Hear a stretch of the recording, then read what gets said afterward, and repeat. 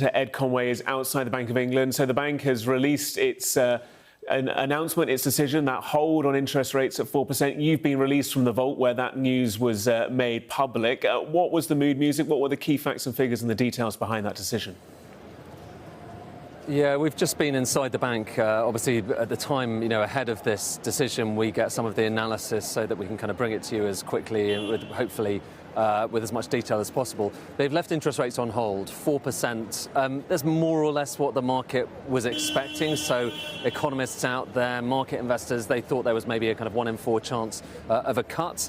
But the bank has left rates on hold. But I think what's interesting here, so not entirely unexpected that they would do that, especially ahead of a budget. They're kind of just broadly speaking a bit less likely to do anything radical ahead of a budget.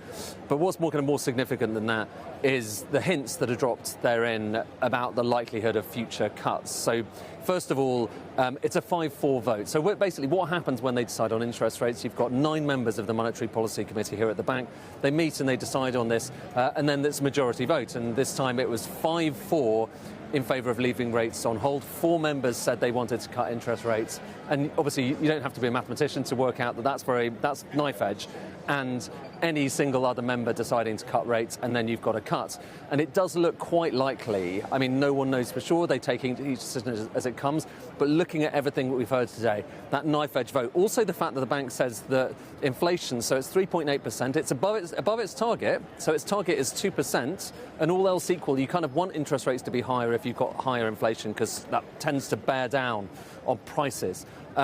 But nonetheless, the bank says that they think that inflation has essentially peaked and is starting to come down. You can see the interest rate on the screen there. So another month of that being at 4%. But I would say, based on all of the things we're hearing from the bank at the moment, based on their inflation forecast, based on the vote that we've got, you'd have to say that it's quite likely that they are potentially going to cut interest rates, maybe as soon as next month. So that there's a meeting just before Christmas. Could be an early Christmas present if the bank cuts interest rates, if indeed you have a mortgage, particularly a floating rate mortgage.